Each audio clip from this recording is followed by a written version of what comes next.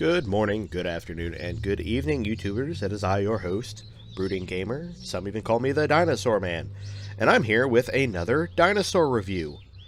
Today we're going to be reviewing my favorite dinosaur, or one of my favorite dinosaurs, the Therizinosaurus. And as you guys can see, today I've got a background now, so that way I can not make the same mistakes with the Giga video. So without further ado, let us get into reviewing this chunky chicken here. So, I'm going to start from the back and work my way to the top.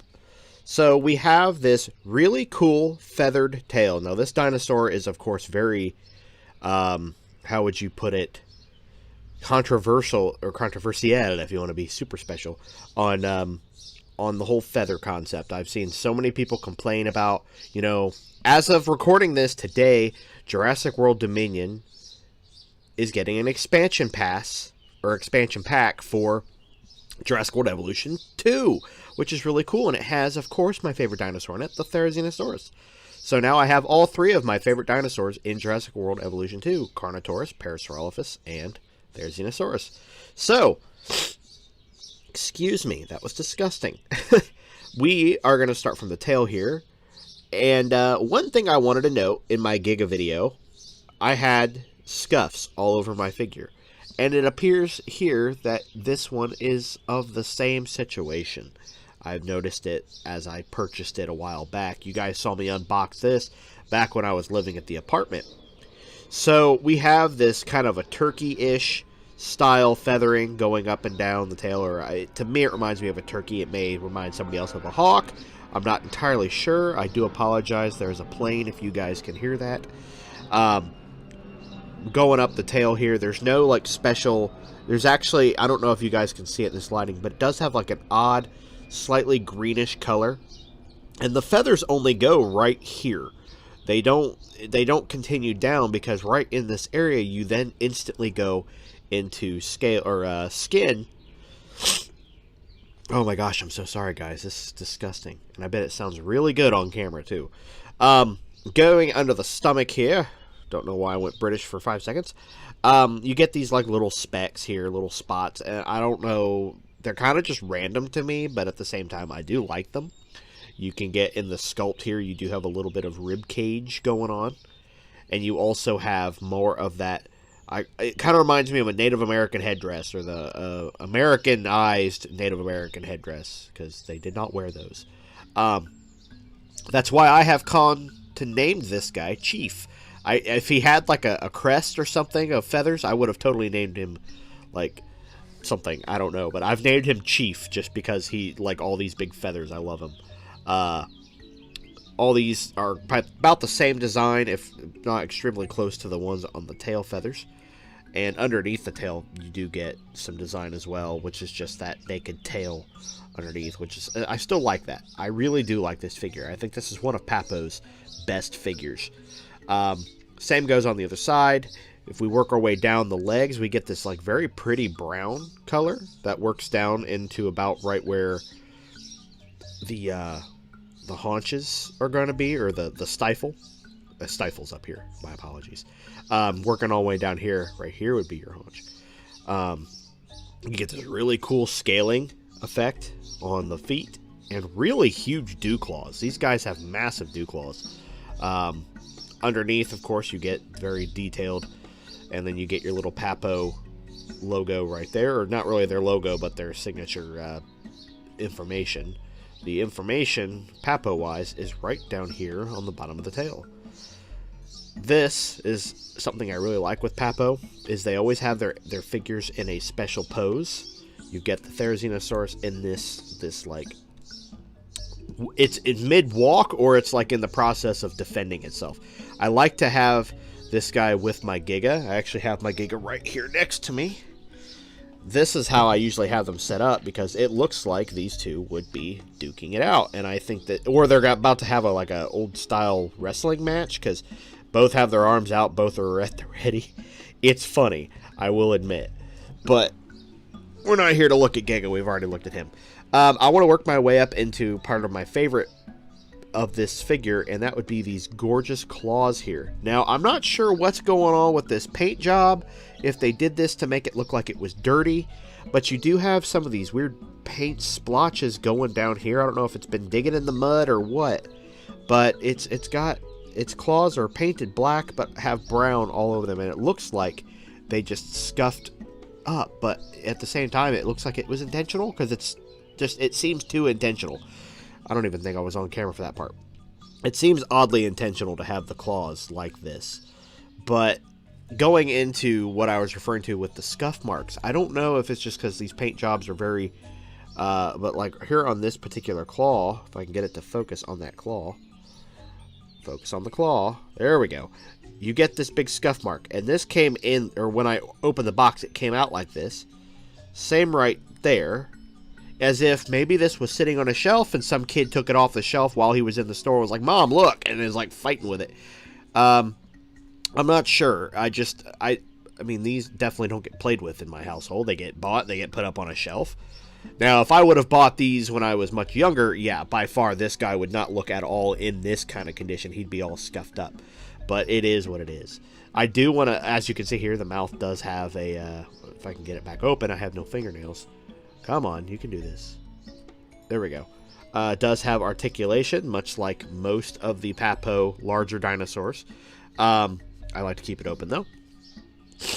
We have these spots that go all the way up the side here. Kind of reminds me of a snake, but all skin until you get to the back of the neck, and then you get this back into the feathering, which almost reminds me of fur. I honestly, the more I look at this, it reminds me of the Dino-Kairos from the new Prehistoric Planet, which I actually still need to watch the last episode. I'm going to do that right after I get done recording this. I want a Papo Dino-Kairos. That would be really cool. They've started dabbling into some of the odd species, which you'll see later on in the series of reviews, where they have interesting dinosaurs. I have the Papo Chilesaurus. I'm gonna Chile or Chile, however you want to pronounce it. I call it Chilesaurus. I know next to nothing on the dinosaur, to be honest with you. It just looked really cool, so I picked it up. But we do have. I want to go back into this. We have gotten into. There's been kind of some subtle green in the back here, which has worked its way up to the top of the head, where we get this really cool kind of a teal / like army green kind of a color. On the, like, what little hair mohawk crest this guy has on both sides. We do have a little bit of teeth showing here, so this definitely does have a reminiscent of the Jurassic World Dominion Therizinosaurus. If they make another version of this, I will for sure be picking that up. Anything really well-detailed Therizinosaurus, I go out of my way to try and find. My next will be the Collectae, however you pronounce it, Collectae Therizinosaurus. It's quite large. And anything Therizinosaurus I tend to collect. So, yeah, I love Therizinosaurus that much that I'll pick up just about anything Therizinosaurus I can find, including, like, replica claws. I've been wanting to find a replica claw of him. But you get these really cool... One thing about Papo figures that I really enjoy is the eyes. They always have very well-detailed eyes that stand out from the figures. A lot of the times, you get things where it's like... Oh, you know, the eye is like kind of looking up on this side, and then on this side the eye is looking forward. No, they always have a very good detailed eye on both sides, and they're always looks like facing the same direction as how the animal would be, unless it got hit with a rock and it had a wonky eye. But that is, of course, looking at the animal upward like that. The animal does stand pretty dang tall, pretty dang good size. He's actually, I'm going to keep bringing the Giga back out. I think he is indeed taller than the Giganotosaurus by quite a bit, actually. He does have about my pinky's length of a distance on him. So I think if this tells you anything, guys, Therizinosaurus is going to be ripping the Giga apart on this next film, so I'm very excited for that. We are so close. I can taste it. All right, so that ends this video review on the Therizinosaurus. This is my second toy review. Let me know how you guys think I'm doing with this. If you have any things you'd like me to change for the future, I sure will. Maybe blowing my nose would be something that I should do in the future. I do apologize. It's that time of year. And I can't just put off recording because I've got the sniffles. So I got to do the best I can. So, thank you all for watching. I hope you all enjoyed.